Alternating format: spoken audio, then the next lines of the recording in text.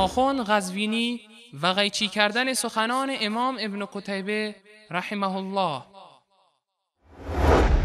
سند بعدی ابن قتیبه دینوری میگه بله انس ابن مالک کان به وجهی برس، بیماری پیسی داشت و ذکر قوم ان علیاً سأله عن قول رسول الله صلی الله علیه وسلم.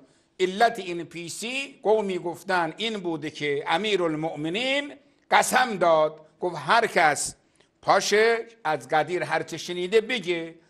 تعدادی پا شدن، انس پا نشد. علی گفت چرا پا نمیشی؟ فقالت کبرت سنی و نسیتو، پیر شدم خلاصه فراموش کردم.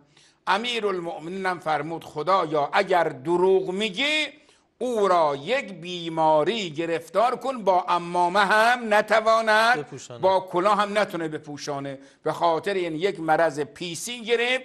مرض پیسی هم مرض خیلی بدیه، یعنی طرف رو که خیلی بد قیافه میکنه که حتی زن بچه‌ش هم رغبت نمیکنن به صورتش نگاه کنن. المعارف ابن قتیبه از کتابای معتبر اهل سنت، جلد اول صفحه 580 بر مبنای الجامع الکبیر با تحقیق دکتر ثروت اوکاشه.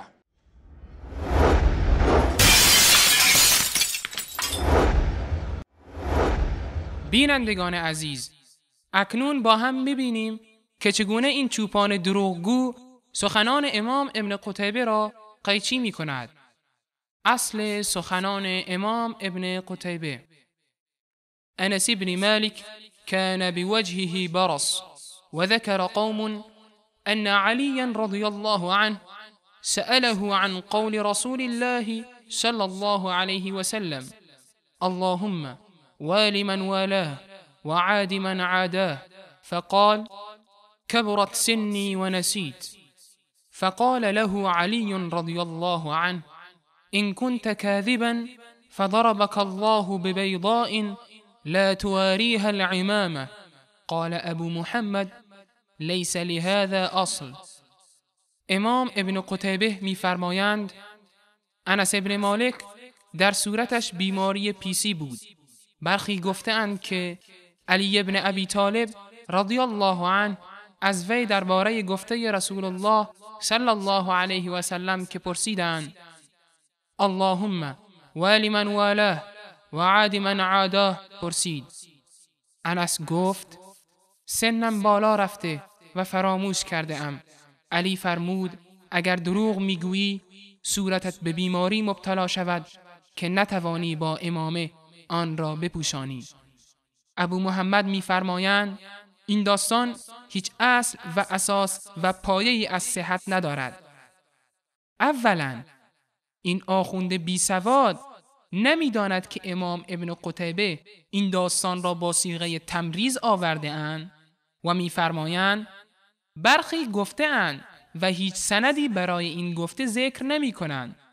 ثانیاً امام ابن قتیبه در ادامه از علمای اسلام نقل می کند که این داستان هیچ اصل و اساس و پایه‌ای از صحت ندارد. اما این آخوند که به دروغگویی و تدلیس عادت کرده ادامه سخن امام ابن قتیبه را ذکر نمی کند. ثالثاً در کجای روایت آمده که ادعی پا شدن؟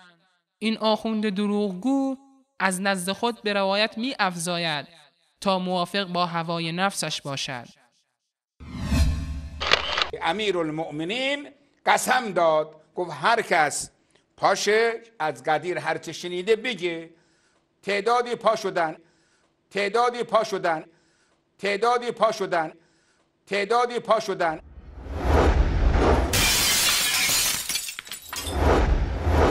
ظاهراً این آخوند می ترسد خود کتاب را به بینندگان نشان دهد. لذا با برنامه پاورپوینت هر جای کتاب را خواست قیچی می کند و به بینندگان نشان می دهد تا آنها را فریب دهد. دروغ انسان و ملعون خدا و فرشتگان میکنه. مگه معقول کسی که ملعون خدا و فرشتگان شده این انسان به یک وسعتی، به یک نعمتی برسه؟ محاله.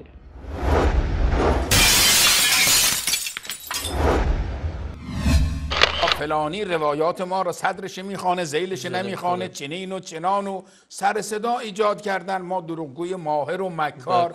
حالا بفرمایید مردم قضاوت کنن، ما هیچی نمیگیم. ما نمیگیم اینها دروغگو هستن، مکار هستن، ماهر هستن، چی هستن.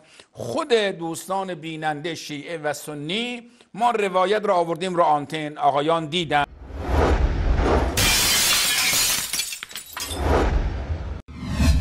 این واقعا جا داره که یک نفر بیاد تو این عصر تشعشع اطلاعات و رسانه و دروغ اینجوری میگه، اینطور دروغ، اینطور تزویر، اف بر این شرف، ای اف بر این وجدان، لعنت بر این وجدان.